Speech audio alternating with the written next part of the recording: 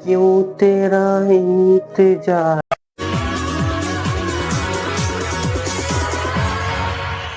आ जाओ आ जाओ, पहले कंटेस्टेंट को ले आइए।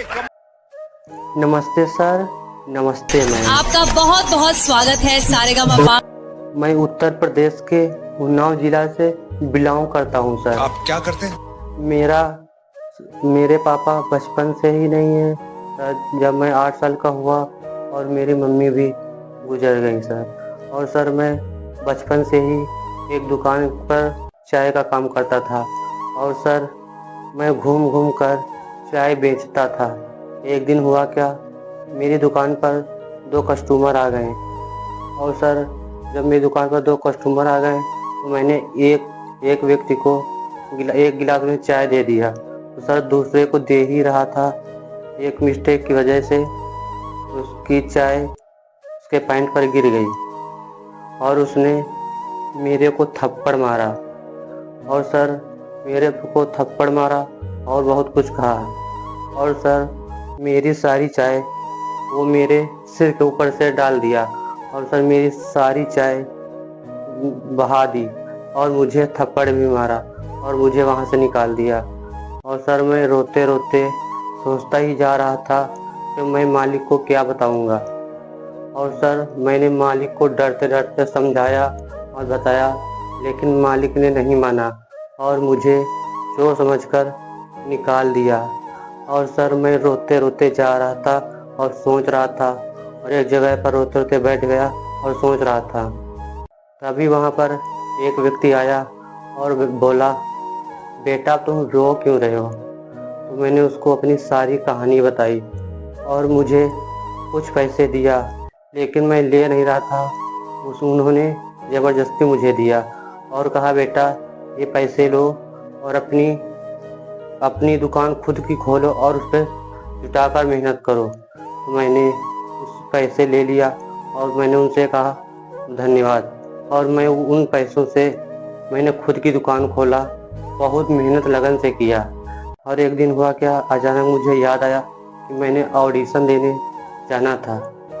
तो सर मैं जब ऑडिशन देने जा रहा था, रास्ते में वही 2 लोग हंस रहे थे और बातचीत कर रहे थे और मुझे बुलाया। और मैंने बोला, भैया क्या बात है।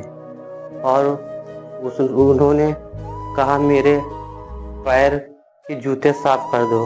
और मैंने उनके जूते भी साफ किए और चप्पल भी साफ किए और कपड़े भी साफ किए। और बोला, आपके हाथ में क्या है। और मैंने बोला, ऑडिशन के कागज हैं। और उन्होंने कहा, आपकी औकात है ऑडिशन देने की। और मेरा ऑडिशन पेपर ले लिया और ऑडिशन पेपर को मेरे फाड़ दिया और मैं बहुत रोया।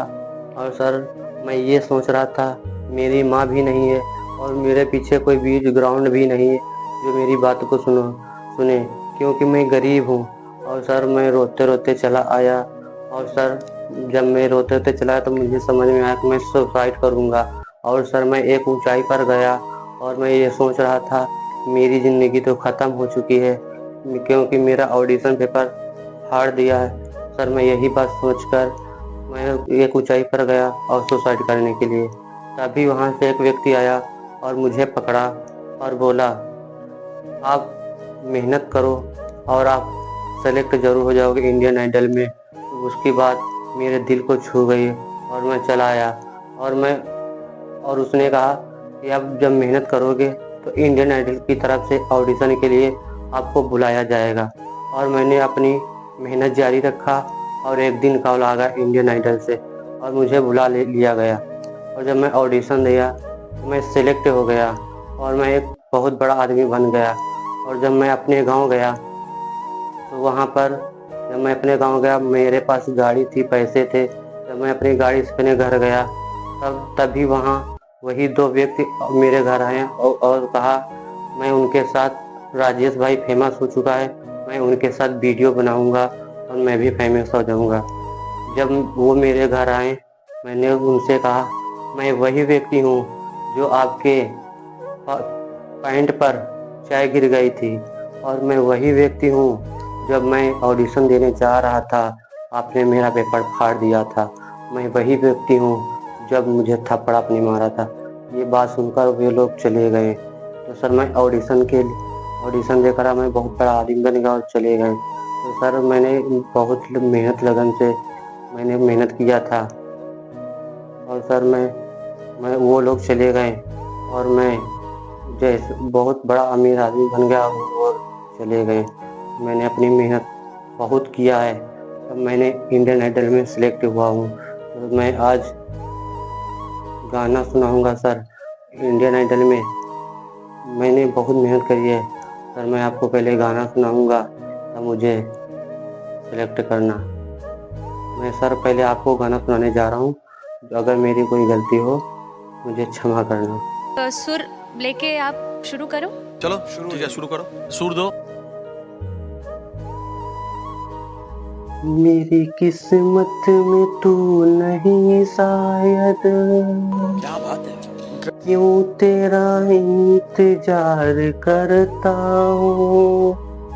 मैं तुझे कल भी प्यार करता था, मैं तुझे अब भी प्यार करता हूँ। सही बात, बहुत सही। मेरी किस्मत में तू नहीं शायद, क्यों तेरा इंतजार करता हूँ।